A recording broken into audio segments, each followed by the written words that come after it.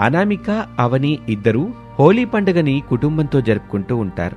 అవని రంగులు పూయటానికి ప్రయత్నిస్తూ ఉంటుంది. అలా ఇద్దరూ పరిగెడుతూ ఉంటారు. అత్తగారు శారద అది చూసి, అనామిక, అవని జాగ్రత్తమ్మ, చిన్నగా పరిగెత్తండి, బండలు జారిపోతాయి అంటూ వాళ్ళకి జాగ్రత్తలు చెబుతూ ఉంటుంది.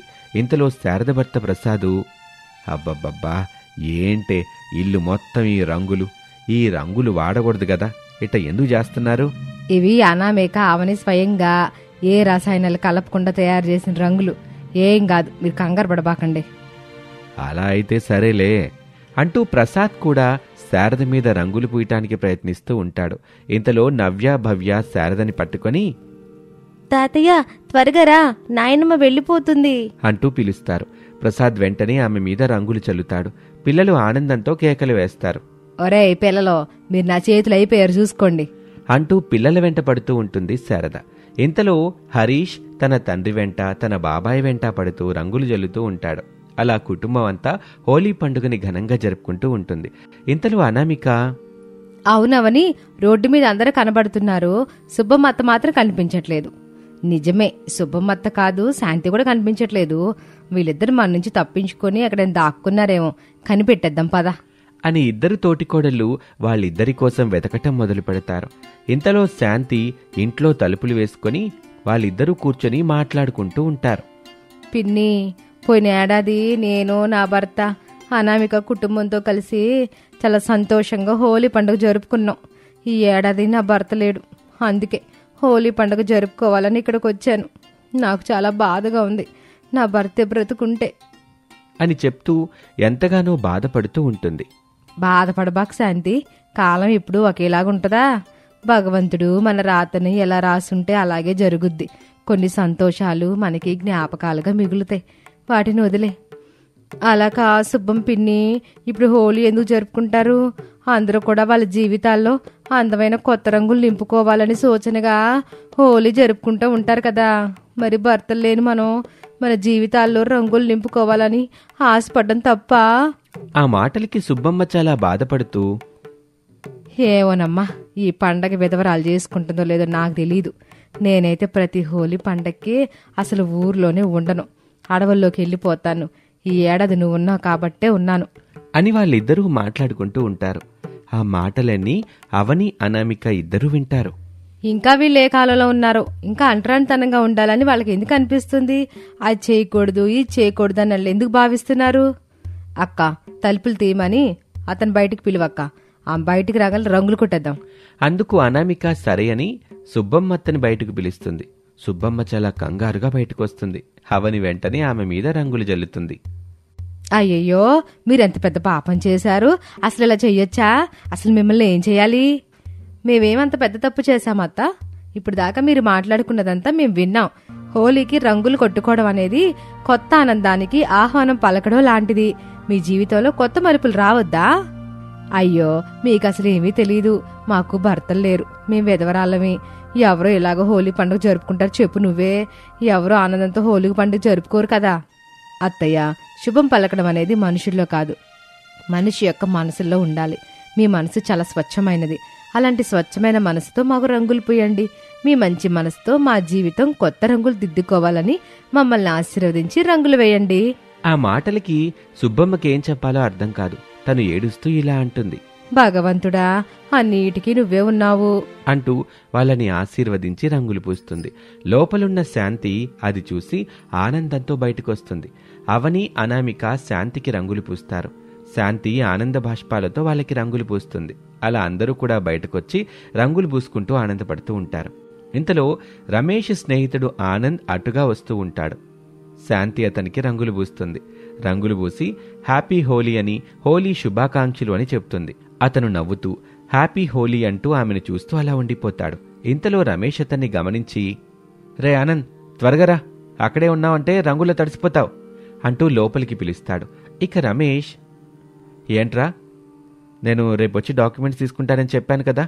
లేదురా, నేను రేపు ఉండటం లేదు, ఊరెళ్తున్నాను. మళ్ళీ ఎప్పుడొస్తానో తెలీదు. అందుకే ఈ డాక్యుమెంట్స్ నీకు ఇచ్చేద్దామని వచ్చాను. ఇంతలో ఆ దూరంగా కనబడుతున్న అమ్మాయి ఎవరో నాకు వచ్చి రంగు పూసిందిరా. రమేష్ ఆ అమ్మాయిని చూసి, తన పేరు శాంతిరా, నాకు వరుసకు చెల్లెలవుతుంది. చాలా మంచి అమ్మాయి. సరే కానీ నువ్వు లోపలికి రా అంటూ అతన్ని లోపలికి తీసుకుని వెళ్తాడు. పొలం రిజిస్ట్రేషన్ డాక్యుమెంట్స్ అన్నీ కూడా అనామిక అవని పేరు మీద మార్చేశానురా. ఇక్కడ నేను ఊరు వెళ్ళి ఓ 4 రోజులు వచ్చేస్తాను. అదేంట్రా, ఇందాకేమో ఎప్పుడొస్తానో తెలీదన్నావు, ఇప్పుడేమో 4 రోజుల్లో వస్తానంటున్నావు. ఏంట్రా నువ్వు మాట్లాడేది? అదేం లేదులేరా అంటూ అక్కడి నుంచి వెళ్ళిపోతూ ఉండగా అనామిక అవని ఇద్దరూ కూడా, తమ్ముడు ఆనంద్, హోలీ పండుగ జరుపుకోవాలని నువ్వెక్కడికి వెళ్తున్నావు చెప్పు అంటూ ఇద్దరు అతనికి రంగులు కొడుతూ ఉంటారు. ఆనంద్ కూడా వాళ్ళకి రంగులు కొడుతూ ఉంటాడు. ఆ తర్వాత ఆనంద్ శాంతికి కూడా రంగులు పూస్తాడు. తర్వాత అక్కడి నుంచి వెళ్ళిపోతారు. సాయంత్రం సమయం దాకా వాళ్ళు హోలీ ఆడి ఎవరి దారిన వాళ్ళు వెళ్ళిపోతారు. అనామిక అవని సుబ్బమ్మతని శాంతిని భోజనానికి రమ్మని పిలుస్తారు. వాళ్ళు కూడా సరే అని చెప్తారు. హోలీ రోజు సాయంత్రం అందరూ కలిసి భోజనం చేస్తూ ఉండగా ఆనంద్ అక్కడికి వస్తాడు. ఆనంద్ని చూసి అందరూ ఆశ్చర్యపోతారు. ఆనంద్, సమయానికి వచ్చావురా, రా అందరం కలిసి భోజనం చేద్దాం. రమేష్, ఒక 5 నిమిషాలు నీతో మాట్లాడాలి, కొంచెం బయటకు వస్తావా? రమేష్ వస్తున్నానంటూ బయటకు వెళ్తాడు. చూడు రమేష్, నేను మొట్టమొదటిసారిగా శాంతిని చూసి చాలా ఇష్టపడ్డాను. నువ్వే అమ్మాయిని ఒప్పించి మాకు పెళ్లి చేయించాలి. అరే ఆనంద్, నువ్వేం మాట్లాడుతున్నావో నీకు అర్థమవుతుందా? శాంతికి ఇదివరకే పెళ్ళయింది. తన భర్త చనిపోయాడు. నువ్వు ఆ అమ్మాయిని పెళ్లి చేసుకోవడానికి సిద్ధంగా ఉన్నా ఆ అమ్మాయి నిన్ను పెళ్లి చేసుకోవడానికి సిద్ధంగా ఉండాలి కదరా. తను ఇప్పటికే చాలా బాధల్లో ఉంది. మరేం పర్వాలేదురా, ఆ అమ్మాయి భర్త చనిపోయాడైనా నాకేం పర్వాలేదు. మేం సంతోషంగా ఉండాలంతే. ఇక వాళ్ళిద్దరూ మాట్లాడుకుంటున్న మాటలు అనామిక అవని విని ఇద్దరూ వాళ్ళ దగ్గరికి వస్తారు. చాలా గొప్ప నిర్ణయం తీసుకున్నావు తమ్ముడు. శాంతి చాలా మంచి అమ్మాయి. నిజంగా ఈ రోజు చేసిన హోలీ పండుగ రోజు తన జీవితంలో కొత్త రంగులు నింపుకోవడానికి భగవంతుడే నిన్ను పంపించినట్టున్నాడు. నేను అవని ఇద్దరం తనతో మాట్లాడి పెళ్లి కొప్పిస్తాం, సరేనా? అందుకు ఆనంద్ చాలా సంతోషపడతాడు. అవని అనామిక ఇద్దరూ ఆనంద్ గురించి శాంతికి చెప్తారు. శాంతి ఆ మాటలు విని చాలా భయపడుతూ, ఇప్పటికే చాలా బాధల్లో ఉన్నాను. ఇతను పెళ్ళి అంటున్నాడు, నాకు చాలా భయంగా ఉంది. మళ్ళీ జరగరాంది ఏదైనా జరిగితే నేను తట్టుకోలేను. భగవంతుడు నీకు ఇంకా అవకాశాన్ని ఇస్తున్నాడు. ఆయన చేసిన తప్పుని సరిదిద్దుకోవాలని అనుకుంటున్నాడు. నువ్వు కాదనబాక. ఆనంద్ మాకు ఎన్నో ఏళ్ల నుండి తెలుసు, మంచి పిల్లాడు. కాదనకుండా పెళ్లి ఒప్పుకో. సుబ్బమ్మ కూడా అదే విషయాన్ని చెప్తుంది. అందరూ ఆమెను ఒప్పించే ప్రయత్నం చేస్తారు. శాంతి వాళ్ళ మాటలు విని పెళ్లి కొప్పుకుంటుంది. సరిగ్గా 3 రోజులు తిరిగేలోపే ఆనంద్కి శాంతికి పెళ్లి జరిగిపోతుంది. వాళ్ళిద్దరూ చాలా సంతోషంగా అదే వీధిలో కాపురం పెడతారు. పెళ్ళైన 2 రోజుల తర్వాత శాంతి అనామిక వాళ్ళ ఇంటికొచ్చి అనామిక అవనిలతో ఇలా అంటుంది. నిజంగానే మీరు జరిపిన హోలీ పండుగ నా జీవితంలో కొత్త వెలుగును రూపుదిద్దుకునేలాగా చేసింది. మీరు గనక మాతో హోలీ ఆడకపోయి ఉంటే నేను బయటకు వచ్చేదాన్ని కాదు. నేను ఆనందని కలుసుకునేదాన్ని కాదు. నేను మీ ఇద్దరికీ రుణపడి ఉంటాను. మా దేవుంది చెప్పు, భగవంతుడు తన నిర్ణయాన్ని ముందే రాసిపెట్టున్నాడు. మీకు ఇలా జరిగింది. ఇంతకుముందు జరిగింది ఏది కూడా మనసులో పెట్టుకోకుండా ఆనందంగా సంతోషంగా ఉండు. తప్పకుండా ఉంటాను. ఈరోజు మీరందరూ భోజనానికి మధ్యాహ్నం మా ఇంటికి రావాలి, మర్చిపోవద్దు. నేను సుబ్బమ్మ పిన్ని కూడా చెప్పొస్తాను అని సుబ్బమ్మ దగ్గరికి వెళ్తుంది. శాంతి అక్కడికెళ్లి మనస్ఫూర్తిగా దీవించమని కోరుతుంది. సుబ్బమ్మ మొదట్లో సందేహించినా కూడా అనామిక వాళ్ళు చెప్పిన మాటలు గుర్తొచ్చి మనసారా దీవిస్తుంది. అమ్మా శాంతి, పిల్ల పాపలతో సంతోషంగా ఉండు. నిజంగా అనామిక అవని పుణ్యమా అంటూ కొత్త జీవితం నీకొచ్చింది. నువ్వు జీవితాంతం వాళ్ళకి రుణపడి ఉండు. నీ భర్తతో ఎప్పుడు అనుకోగా ఉండు. భగవంతుని తలుచుకుంటా ఉండు. నీకంతా శుభమే కలుగుతుంది అని దీవిస్తుంది. అప్పుడు శాంతి సంతోషంగా, పిన్ని, ఈరోజు మధ్యాహ్నం భోజనం మా ఇంట్లోనే చేద్దువు. అనామిక వాళ్ళకు కూడా చెప్పాను, వాళ్ళు కూడా వస్తానన్నారు. వాళ్ళతో పాటు నువ్వు కూడా కలిసిరా పిన్ని అని పిలుస్తుంది. అందుకు సుబ్బమ్మ కూడా సరే అంటుంది.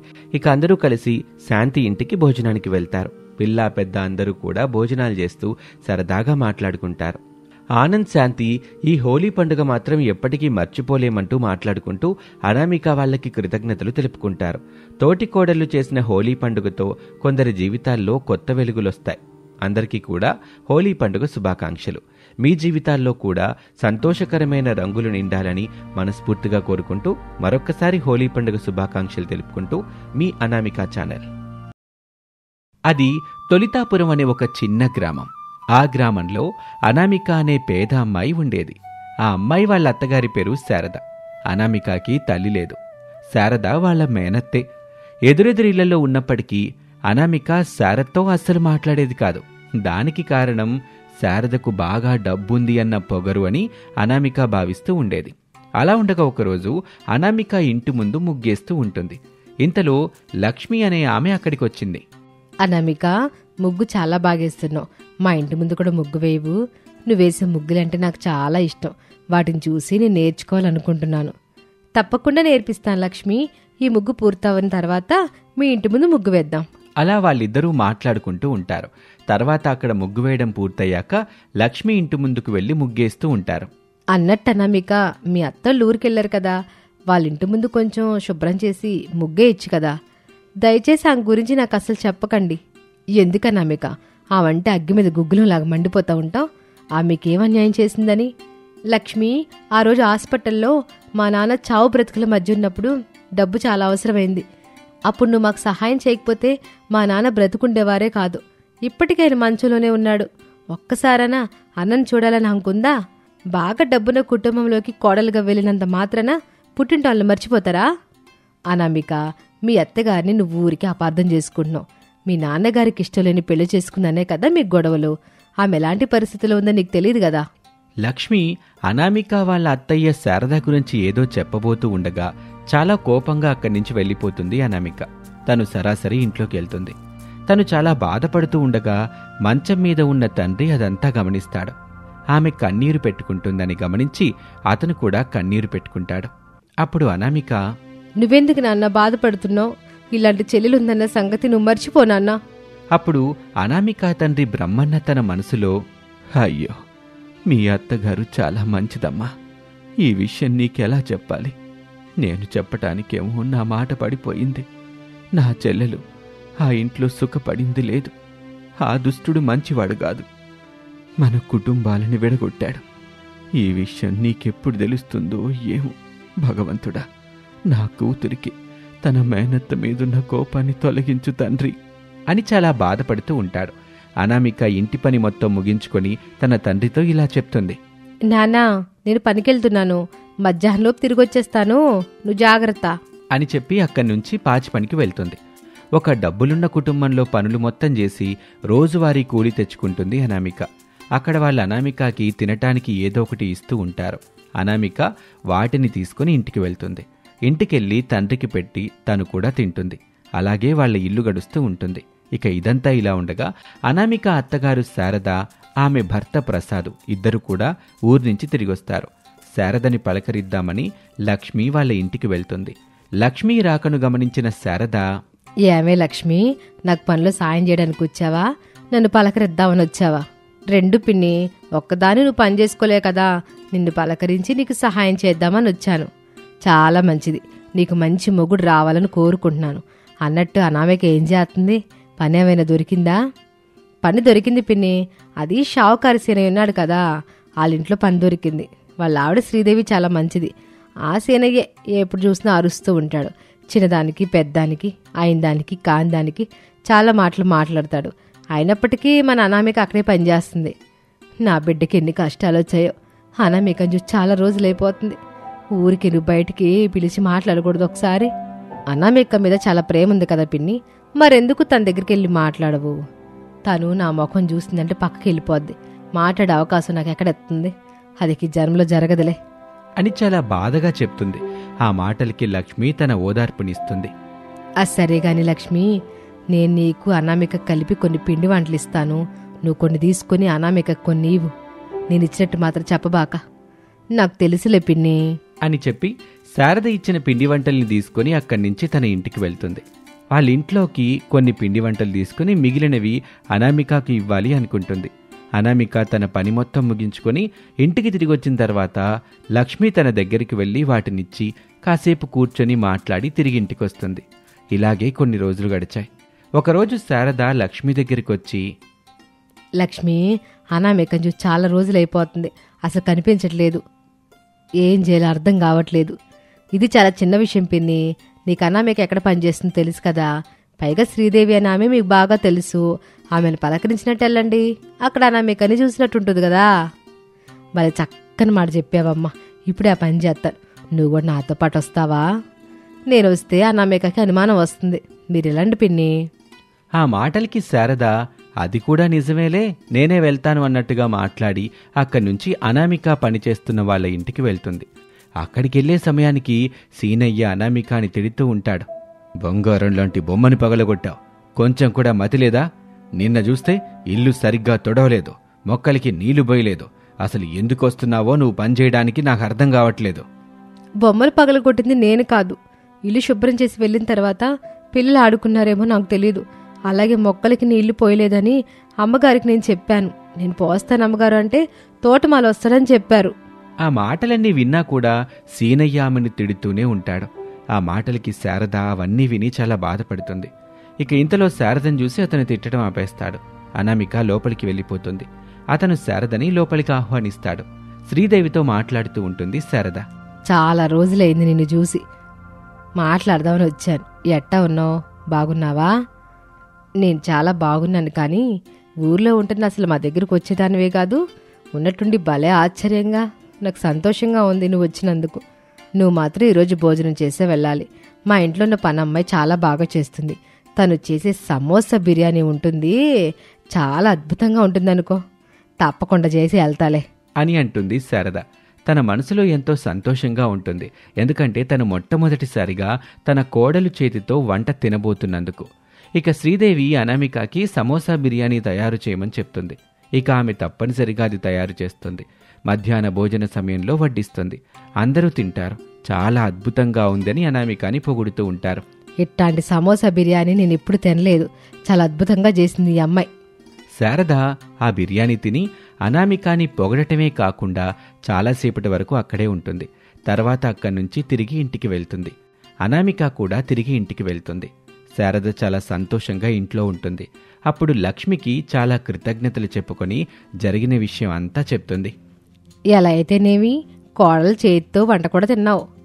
అనామిక చేసిన సమోసా బిర్యానీ హోటల్లో అమ్మితే ఎంత బాగా అమ్ముడిపోతుందో తెలుసా? అంత బాగా ఉండింది. కానీ ఆ సీనయ్య అయిన దానికి కాని దానికి అనామికని తిడుతున్నాడు. ఆ విషయం నాకు నచ్చల. నాకు అనామిక చేసిన బిర్యానీ తిన్న తర్వాత తనే సొంతంగా హోటల్ ఎందుకు పెట్టుకోకూడదు అనిపించింది. పెట్టుకోవచ్చు, కానీ దానికి చాలా డబ్బు కావాలి కదా పిన్ని. డబ్బులు కావాలని నాకు తెలుసులే. ఆ డబ్బులు నీకు నేను ఇస్తాను. ఆ డబ్బులు అనామికకి నువ్వు ఎలా ఇస్తావన్నది ఆలోచన చేస్తున్నాను. అప్పుడు ఆమెకి ఒకటి చెప్తుంది. అందుకు శారద సరే అంటుంది. లక్ష్మి చెప్పినట్టుగానే అనామిక ఇంటికి వెళ్లి తనకి సమోసా బిర్యానీ కావాలి, ఇంటికి బంధువులు వస్తున్నారని అబద్ధం చెప్తుంది. నేను సమోసా బిర్యానీ చేస్తానని నీకెవరు చెప్పారు? మర్చిపోయావా? నువ్వే చాలాసార్లు చెప్పావు. ఇదంతా కాదు, నువ్వు చేస్తావా లేదా? చేస్తానులే. దానికి కావలసిన సరుకులని లిస్ట్ ఇస్తాను, వెళ్ళి తీసుకురా. అందుకు లక్ష్మి సరే అని చెప్పి లిస్టు రాసుకుని కిరాణా షాప్కి వెళ్లి అవన్నీ తీసుకొస్తుంది. ఇక అనామిక వెంటనే చకచక పని మొదలు పెడుతుంది. ఆ తర్వాత సమోసా బిర్యానీ లక్ష్మి ఇంటికి తీసుకువెళ్తుంది. సాయంత్రం సమోసా బిర్యానీ చాలా బాగుందంటూ తనని పొగుడుతుంది లక్ష్మి. నిజంగా బాగుందా లక్ష్మి? నిజంగా అనామిక, నువ్వు గనక సమోసా బిర్యానీ హోటల్ పెట్టుకున్నావంటే జనాలందరూ నీ దగ్గర క్యూ కడతారు. దానికి చాలా డబ్బులు కావాలి. ఆ డబ్బులు మన దగ్గర ఎక్కడున్నాయి? నేను చిట్టి పాట పాడిన డబ్బులు నా దగ్గరున్నాయి. ఇతను కలిసి వ్యాపారం మొదలు పెడదామా? అప్పుడు మనం ఒకరి కింద పనిచేయాల్సిన అవసరం ఉండదు కదా. లక్ష్మి మాటలకు అనామిక ఆలోచనలో పడుతుంది. లక్ష్మి పదే పదే ఒప్పుకో, వ్యాపారం మొదలు పెడదామని చెప్పటంతో సరే అంటుంది. ఇక ఇద్దరూ కలిసి సమోసా బిర్యానీ వ్యాపారాన్ని మొదలు పెడతారు. వ్యాపారం చాలా చక్కగా సాగుతూ ఉంటుంది.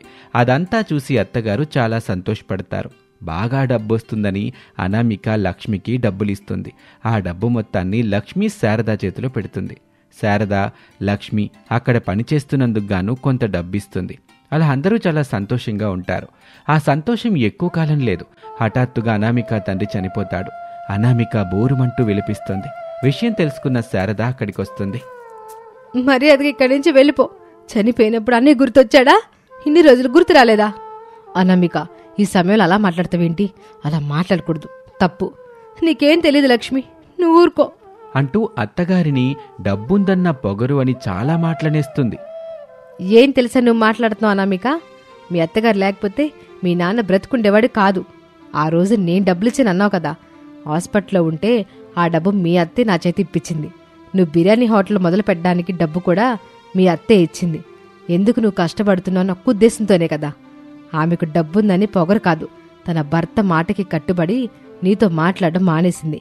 ప్రేమ వివాహం చేసుకోవడం మీ నాన్నకి ఇష్టం లేదు. దాని దగ్గర గొడవైతే శారదమ్మ భర్త మీ పుట్టింటోళ్ళతో మాట్లాడితే నేను చనిపోయినంత ఒట్టని ఒట్టేయించుకున్నాడు. అందుకే ఇంతకాలం మీతో మాట్లాడకుండా ఎంత నరకం అనిపించిందో తెలుసా? ఇప్పుడు కూడా ఇక్కడికి రావడానికి ఎంత కష్టపడి ఉంటుందో నాకు తెలుసు అని లక్ష్మి జరిగిన విషయం చెప్పటంతో అనామిక బోరుని ఏడుస్తుంది. అత్తగారిని పట్టుకుని క్షమాపణ కోరుకుంటుంది. ఇక ఆ తదుపరి కార్యక్రమం జరిగిపోతుంది. అలాగే రోజులు గడిచాయి. ఎప్పట్లాగే తన వ్యాపారం మళ్లీ మొదలు పెట్టమని అత్తగారు తనకు పదే పదే చెప్పటంతో అనామిక మళ్లీ వ్యాపారం మొదలు పెడుతుంది. తను జరిగింది మర్చిపోవటానికి అత్తగారే అలా వ్యాపారం మళ్లీ మొదలు పెట్టిస్తారు. ఇక రోజులు గడుస్తూ ఉంటాయి. వ్యాపారం చాలా బాగా అభివృద్ధి చెందుతూ అత్తాకోడలు కలిసిపోయి సంతోషంగా జీవిస్తూ ఉంటారు.